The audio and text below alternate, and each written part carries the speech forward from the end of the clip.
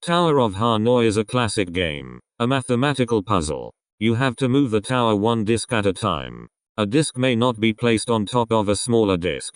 In part 1 we'll build the game. In part 2 we'll create a bot to solve the puzzle. Are you familiar with classes? If not, don't worry. Just imagine a class as a bucket for functions and commonly used variables. In classes we refer to them as methods and attributes.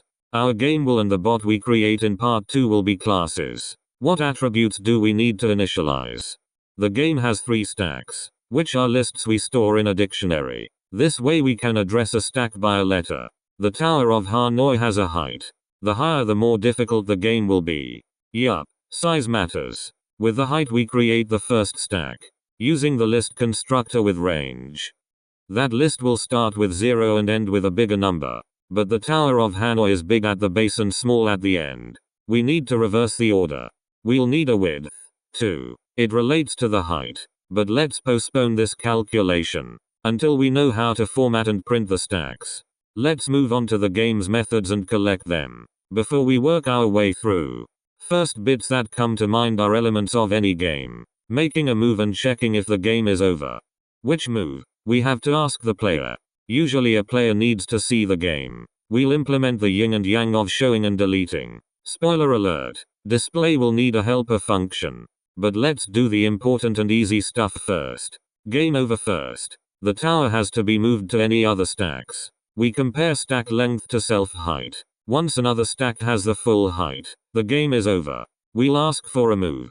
And keep asking until we get a valid answer. Stripping off white space and normalizing to lowercase is the first line of defense. Still, this is where you ask yourself, what could possibly go wrong? Well, we need exactly 2 letters. And the correct ones from our stacks. We return the move, or, if the answer is invalid, give helpful feedback. We got the move. The first letter is the source. The second the target stack. Then we grab their lists from the stack dictionary. A valid answer from getMove doesn't guarantee a valid move. Source and target stack could be the same. That's not a move.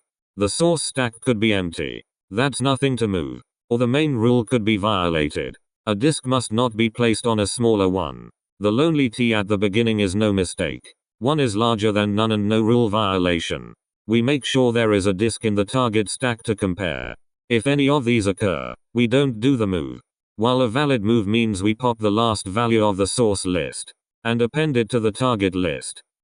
To display our console game, we use the print statement. For this design we have the title between lines on top, a bottom line plus the names, and in between the stacks. Of course not as lists, but visible disks, stacked, centered and evenly spaced. This is a lot to do. We put it in a separate function. How to nicely format stacks. Let's convert numbers to strings that look like disk, and store the results in a list. We iterate through a stacks list. That's stack.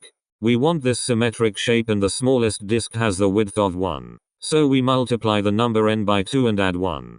This we multiply with any character you like. I like this old school block character. Now that we came up with a width, let's go back to init and apply the same logic to self width. The width each stack gets. Instead of n we use self height. Height is 1 larger than the largest n. This way we automatically have social distancing included. Now we have disks as strings for each stack in a list. And when we print, we go from top to bottom. No matter how many disks are on each stack, the lists have to have the same length. We need to pad the list. Self height minus the current stack list's length tell us with how many empty lines we have to pad. Finally we append stack as string to the stacks list. We need to join the 3 stacks line-wise and collect the lines in another list. We iterate through stacks. Take the last string of each, center and pad each string with spaces to the width we earlier defined. This way every line has the same length.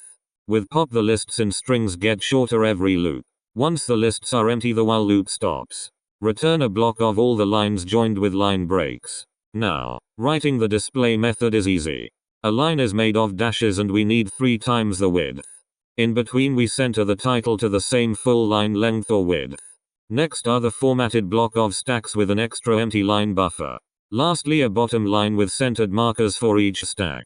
And the stack's names, centered under each stack. This is just one print statement. We set the separator to a line break. And our display layout is done.